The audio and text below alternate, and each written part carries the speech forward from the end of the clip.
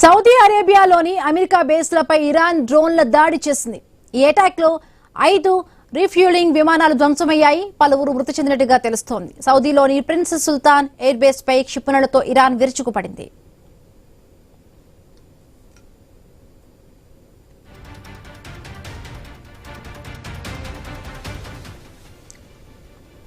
Saudi అరేబియాలోని America బేస్లపై Iran డ్రోన్ల దాడి చేసింది. ఈ అటాక్ లో 5 రీఫ్యూలింగ్ విమానాలు ధ్వంసమయ్యాయి. పలువురు మృతి చెందినట్టుగా తెలుస్తోంది. సౌదీలోని ప్రిన్స్ సుల్తాన్ ఎయిర్ బేస్ పై క్షిపణులతో ఇరాన్ విరుచుకుపడింది. పశ్చిమాసియాలో వార్ తీవ్ర స్థాయిలో కొనసాగుతోంది. ఇప్పటి వరకు ఇరాన్ అణు కేంద్రాలు, సైనిక స్థావరాలను అమెరికా లక్ష్యంగా చేసుకుంది. ఇప్పుడు ఆ దేశ ఆర్థిక వ్యవస్థను టార్గెట్ చేసింది. ఇరాన్ ఆయిల్ కు వ్యూహాత్మక హబ్ అయిన ఖర్గ్ ఐలాండ్ పై యుఎస్ బలగాలు దాడి చేశాయి. అమెరికా ట్రంప్ ట్రూత్ సోషల్ వేదికగా ఈ విషయాన్ని ప్రకటించారు. తన ఆదేశాలతో యుఎస్ సెంట్రల్ కమాండ్ ఈ దాడి చేసిందని ట్రంప్ తెలిపారు. ఆ ద్వీపంలోని సైనిక కేంద్రాలు పూర్తిగా తుడుచుపెట్టుకుపోయాయన్నారు. పశ్చిమాసియా చరిత్రలోని అత్యంత శక్తివంతమైన దాడుల్లో ఇదొకటిగా వెల్లడించారు. ఆ ద్వీపంలోని ఆయిల్ మౌలిక సదుపాయాలపై దాడి చేయలేదని తెలిపారు. ఇరాన్ హర్ముజ్ జలసంధి వద్ద నౌకల రవాణాను అడ్డుకుంటే వెంటనే ఆయిల్ మౌలిక సదుపాయాలను టార్గెట్ చేసే విషయాన్ని పరిశీలిస్తారని వార్నింగ్ ఇచ్చారు.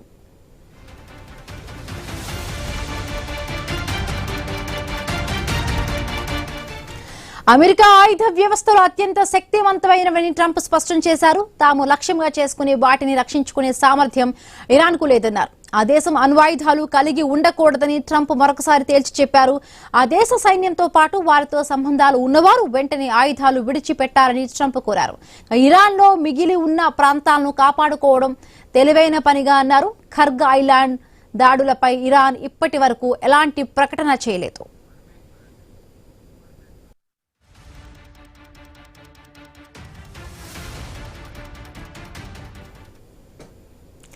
ఇక పశ్చిమాసియాలో వార్ తీవ్ర స్థాయిలో కొనసాగుతోంది. ఇప్పటి వరకు ఇరాన్ అణు కేంద్రాలు, సైనిక స్థావరాలు అమెరికా లక్ష్యంగా చేసుకుంది. ఇప్పుడు ఆ దేశ ఆర్థిక వ్యవస్థను టార్గెట్ చేసింది. ఇరాన్ ఆయిల్ కు వ్యూహాత్మక హబ్ అయిన ఖర్గ్ ఐలాండ్ పై యుఎస్ బలగాలు దాడి చేశాయి. ఇప్పటికీ అమెరికా ట్రంప్ ట్రూత్ సోషల్ ఏదైతే ఉందో దాన్ని వేదికగా చేసుకుని కూడా అమెరికా ప్రెసిడెంట్ ట్రంప్ ఈ విషయాన్ని ప్రకటించారు. బట్ ఇప్పటి వరకు కూడా ఇరాన్ దీనికి సంబంధించి కూడా ఎటువంటి ఇన్ఫర్మేషన్ చెప్పలేదు దాడి జరిగిన దాని గురించి. సో మాట్లాడదాము. అంటే ఈ కొద్ది రోజులుగా కూడా చూస్తున్నాం మనం, పశ్చిమాసియా కూడా రగిలిపోతుంది. అసలు ట్రంప్ కూడా చెప్పారు, నేను ఎప్పుడు అనుకుంటే అప్పుడు యుద్ధాన్ని ఆపేయగలుగుతాను, ఆపేస్తానంటూ కూడా ట్రంప్ చెప్పాడు. బట్ ఇరాన్ మాత్రం దానికి ఒప్పుకోవడం లేదు. ప్రతిదాడిగా కూడా దాడులు కొనసాగిస్తూనే ఉంది. సో ఇప్పుడు ముఖ్యంగా మనం చూసుకుంటే ఏదైతే ఉందో వాళ్ళకి ఆ దేశ ఆర్థిక వ్యవస్థను టార్గెట్ చేసింది. ఇప్పుడు యుఎస్ ట్రంప్ ఇప్పుడు టార్గెట్ చేశారు. దీనిపై ఇరాన్ ఏ విధంగా స్పందిస్తుందో సో మాట్లాడదాం. మనతో పాటు జాయిన్ అయ్యారు retired army colonel Parameshwar join అయ్యారు. నమస్తే అండి పరమేశ్వర్ గారు. నమస్కారం. రైట్, చూస్తున్నాము గత కొద్ది రోజులుగా కూడా ఈ వార్ కొనసాగుతోంది. మొన్న చెప్పాడు ట్రంప్, నేను ఎప్పుడు అనుకుంటే అప్పుడు మొత్తంగా కూడా యుద్ధాన్ని ఆపేస్తాను అన్నాడు. స్టార్టింగ్ లోనేమో 4 వారాల్లో మొత్తంగా యుద్ధం అంతా కూడా ఆగిపోతుంది, ఇంకా లక్ష్యాలు ఏమీ మిగలలేదు, మొత్తం మేము అనుకున్న లక్ష్యాలన్నీ కూడా ఛేదించాం, 1-2 లక్ష్యాలు మాత్రమే ఇరాన్ లో మిగిలిపోయి ఉన్నాయి అన్నాడు. బట్ ఇప్పుడు రీసెంట్ గా చూసుకుంటే ఇప్పుడు ఇరాన్ లో ఉన్న ఏదైతే కూడా వాళ్ళు ఆర్థిక వ్యవస్థను ట్రంప్ అక్కడ ఉన్న ఆర్థిక వ్యవస్థను టార్గెట్ చేయడం జరిగింది. సో ఇప్పుడు ఇరాన్ అండ్ ముందు నుంచి కూడా రగిలిపోతోంది. ఎందుకంటే వాళ్ళ మత గురువు చనిపోయారు, ఖమేనీ మరణం తర్వాత చాలా వరకు చూసాం ఎంత వరకు కూడా ఈ విధ్వంసం అనేది జరిగింది. సో ఇప్పుడు ఇంకా ఎట్లా ఉండబోవచ్చండి? అంటే ఇది ట్రంప్ అనడం ఒక వాయిస్ ఇస్తుందమ్మా? వస్తుంది. సో ట్రంప్ అనడం అనేది ఆయన ఇష్టం అమ్మా. అది అంటే ఆయన నోటికి వచ్చినట్టు అంటూనే ఉంటాడు. కానీ పాయింట్ ఏంటంటే ఇరాన్ ఎంతవరకు రెడీగా ఉంది దేనికోసం అని. యాజ్ ఆఫ్ నౌ ఇరాన్ ఏమంటుంది, మీరు యుద్ధం మొదలెట్టారు, మేము దాన్ని ఆపుదాము అని క్లియర్ గా చెప్తోంది. సో అలాంటి తరుణంలో ట్రంప్ నేను ఎప్పుడంటే అప్పుడు ఆపేస్తాను అంటే అది అంత ఈజీ కాదు. ఫస్ట్ ఆఫ్ ఆల్ ఆయన పెట్టినంత ఈజీగా కాలు బయటికి తీయలేడు. అది ఆయన కూడా తెలుసు కాబట్టి ఇలాంటి స్టేట్మెంట్స్ ఆయన దగ్గర నుంచి వస్తున్నాయి. మెల్లమెల్లగా సాఫ్ట్ అయిపోయాడు. దాని తర్వాత మేమే గెలిచాం అన్నట్టు ఇరానీ టేబుల్ తీసుకురావాలి, నెగోషియేటర్స్ తో మాట్లాడి తీసుకుందామని ట్రై చేస్తున్నాడు ఆయన. ఎటొచ్చి ఏంటంటే వాళ్ళు వచ్చిన ఐడియాలజీ అంటే ఇజ్రాయెల్ ఇరాన్ ఎందుకు ఈ ఐడియాలజీకి వార్లోకి వచ్చారని చూస్తే 2 డిఫరెంట్ ఐడియాస్ వచ్చారు. ఇజ్రాయెల్ కి ముందు నుంచి చాలా క్లియర్ గా ఉంది. ఇరాన్ ఆయిల్ ఇరాన్ కి మనీ ఇస్తుంది. ఆ ఇరాన్ మనీ వాళ్ళు హెజ్బుల్లాకి, హమాస్ కి, హౌతీ రెబల్స్ కి ఇస్తున్నారు. ప్లస్ న్యూక్లియర్ ప్రోగ్రామ్ లో పెడుతున్నారు. ఇవన్నీ నేను డ్యామేజ్ చేయాలి, ఇరాన్ ఆయిల్ డ్యామేజ్ చేసినా కూడా నాకేం నష్టం లేదు, నా దేశానికి నష్టం ఉండదని ఇజ్రాయెల్ వచ్చింది. యుఎస్ఏ వచ్చింది మాత్రం ప్యూర్లీ ఇరాన్ ఆయిల్ కోసమే వచ్చింది, కంట్రోల్ ఆన్ హార్మూజ్ కోసం వచ్చింది. హార్మూజ్ నుంచి ఎల్ఎన్జీ ఇంకా ఆయిల్ వెళ్ళేదాన్ని కంట్రోల్ నేను చేశానంటే ఇంటర్నేషనల్ మార్కెట్ ని కంప్లీట్ గా నేను డిక్టేట్ చేయొచ్చు. వెనిజులా నా కంట్రోల్లో ఉంది, హార్మూజ్ నా కంట్రోల్లో ఉంటుంది, నేను మొత్తం ఇంటర్నేషనల్ మార్కెట్ ని డిక్టేట్ చేయొచ్చు అన్న ఒక ఐడియాతో వచ్చాడు ట్రంప్. ఇటు వచ్చి ఇరాన్ వెనిజులా లాంటి కంట్రీని అనుకుని తప్పంచన వేసి కాలు పెట్టాడు. ఇప్పుడు ఆయన కాలు బయటికి తీయాలంటే అంత ఈజీ కాదమ్మా in my opinion. Number 1. Number 2, ఇప్పుడు ఆ డెస్పరేషన్ లో కార్గో ఐలాండ్ కూడా పుట్టేమో అని అంటున్నాడు ఆయన.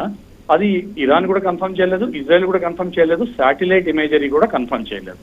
సో కార్గో ఐలాండ్ ఎందుకు కొడతారు అంటే కార్గో ఐలాండ్ మొత్తం గల్ఫ్ లో, ఆ గల్ఫ్ ఆఫ్ హార్మూజ్ మొత్తం పర్షియన్ గల్ఫ్ లో కార్గో ఐలాండ్ ఒక చోటే ఆ వాటర్స్ ఏవైతే ఉన్నాయో డీప్ గా ఉంటాయి.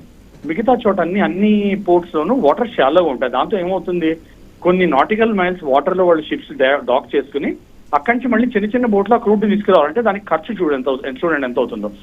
అది ఈ కార్గో ఐలాండ్ లో అంటే చాలా డీప్ వాటర్స్ ఉంటాయి కాబట్టి షిప్స్ డైరెక్ట్ గా వెళ్ళి డాక్ చేయొచ్చు. అన్డాకింగ్, అన్లోడింగ్, లోడింగ్ అవన్నీ కూడా చాలా ఈజీ అవుతుంది.